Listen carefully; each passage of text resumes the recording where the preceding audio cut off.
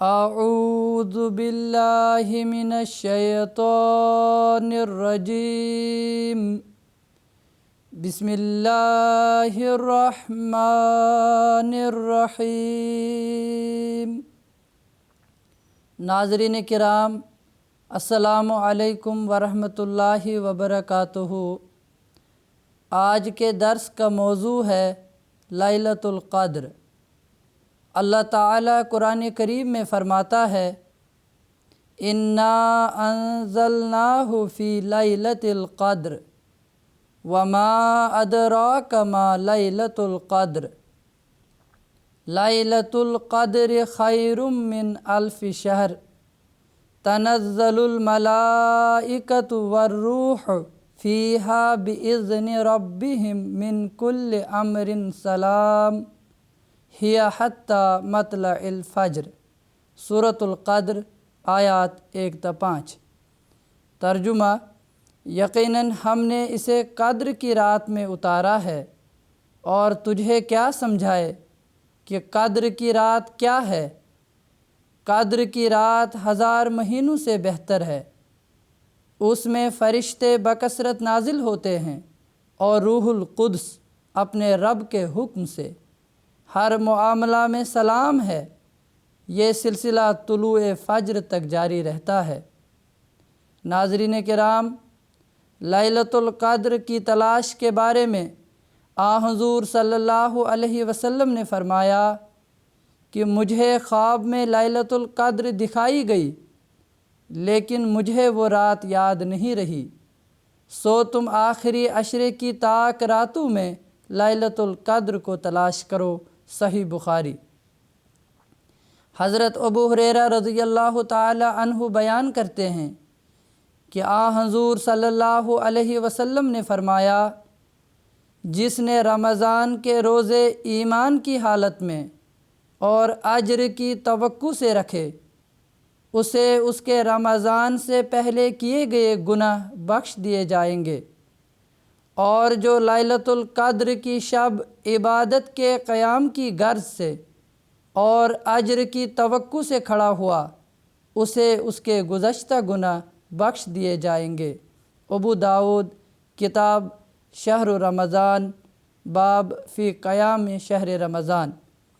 حضور صلی اللہ علیہ وسلم نے حضرت عائشہ رضی اللہ تعالی عنہا کو لیلۃ القدر کی جو دعا سکھائی، وہ بخشش طلب کرنے کی دعا ہے۔ اللہم انک عفو تحب العفو فاعف عنی۔ اے اللہ، تو بہت بخشنے والا ہے، بخشش کو پسند کرتا ہے، پس مجھے بخش دے، آمین۔ حضرت اقدس مسیح موعود علیہ السلام فرماتے ہیں، قرآن شریف میں جو لیلۃ القدر کا ذکر آیا ہے کہ وہ 1000 مہینوں سے بہتر ہے، یہاں لیلۃ القدر کے 3 معنی ہیں۔ اول تو یہ کہ رمضان میں ایک رات لیلۃ القدر کی ہوتی ہے۔ دوم یہ کہ رسول اللہ صلی اللہ علیہ وسلم کا زمانہ بھی ایک لیلۃ القدر تھا، یعنی سخت جہالت اور بے ایمانی کی تاریکی کے زمانے میں وہ آیا، جبکہ ملائکہ کا نزول ہوا، کیونکہ نبی دنیا میں اکیلا نہیں آتا، بلکہ وہ بادشاہ ہوتا ہے، اور اس کے ساتھ لاکھوں کروڑوں ملائکہ کا لشکر ہوتا ہے، جو ملائک اپنے کام میں لگ جاتے ہیں اور لوگوں کے دلوں کو نیکی کی طرف کھینچتے ہیں۔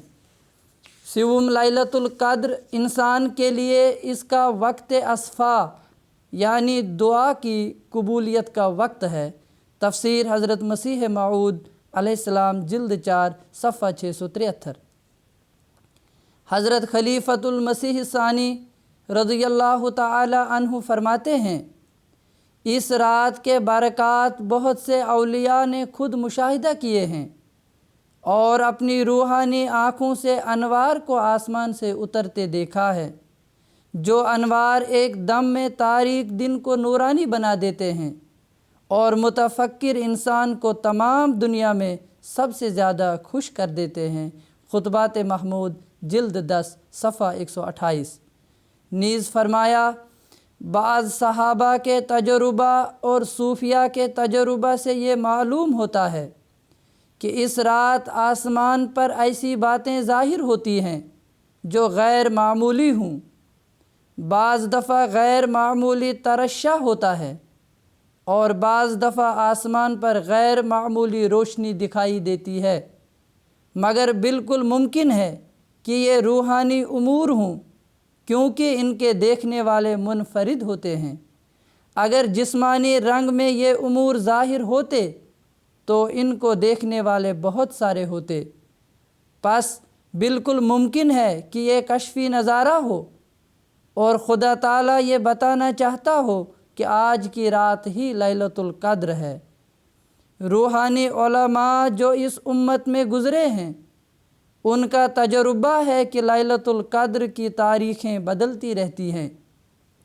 21، 23، 25، 27 اور 29 ایسی تاریخیں ہیں جن میں اکثر لیلۃ القدر ہوتی ہے۔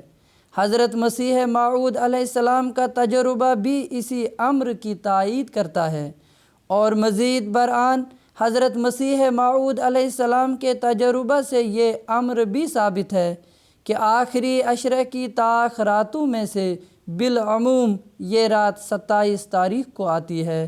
خطبات محمود جلد 15 صفحہ 14۔ حضرت خلیفۃ المسیح الرابع رحمہ اللہ تعالی فرماتے ہیں، ایک بات میں آپ کو یقین کے ساتھ بتاتا ہوں، اگر وہ آپ کو نصیب ہو گئی تو لازماً آپ کو لیلۃ القدر نصیب ہو گئی۔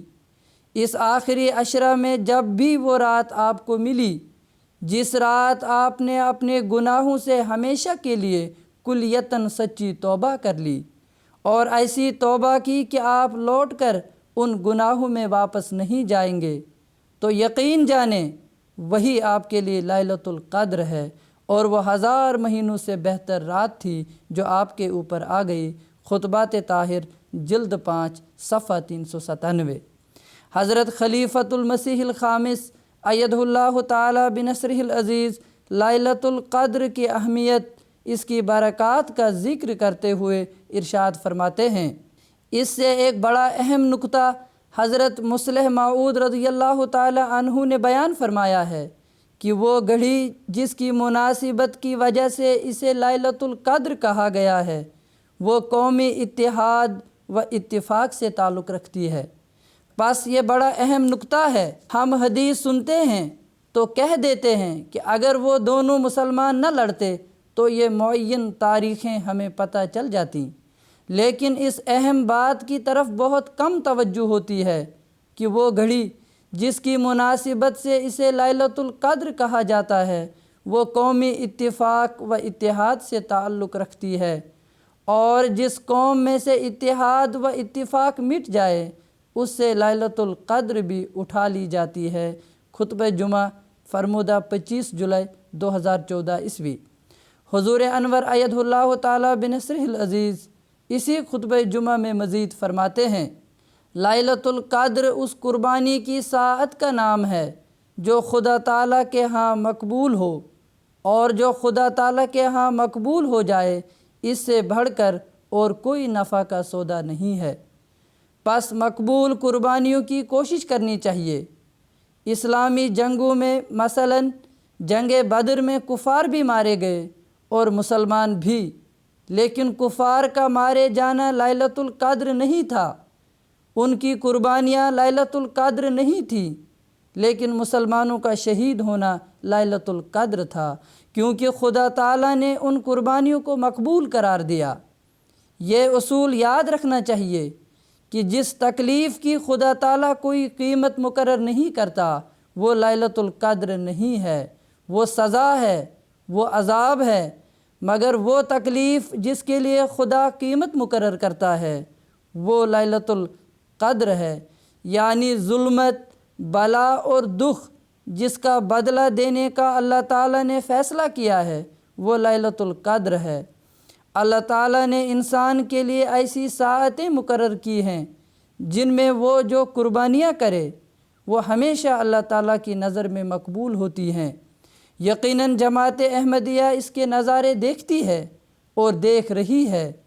پس اس سے مزید فیضیاب ہونے کے لیے، لیلۃ القدر کی مزید برکات سمیٹنے کے لیے ہم میں سے ہر ایک کو یہ عہد کرنا چاہیے کہ ہمارا آپس کا اتفاق و اتحاد پہلے سے بڑھ کر ہوگا، اور اگر اس میں کہیں رکھنے پیدا ہو رہے ہیں، دراڑیں پیدا ہو رہی ہیں، تو ہم فوری طور پر انہیں بھریں گے۔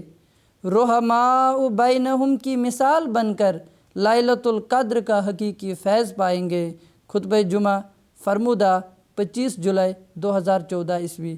اللہ تعالی ہمیں حقیقی اور ہمیشہ رہنے والی لیلۃ القدر کا وارث بنائے۔ آمین ثم آمین۔ وآخر دعوانا ان الحمد للہ رب العالمین۔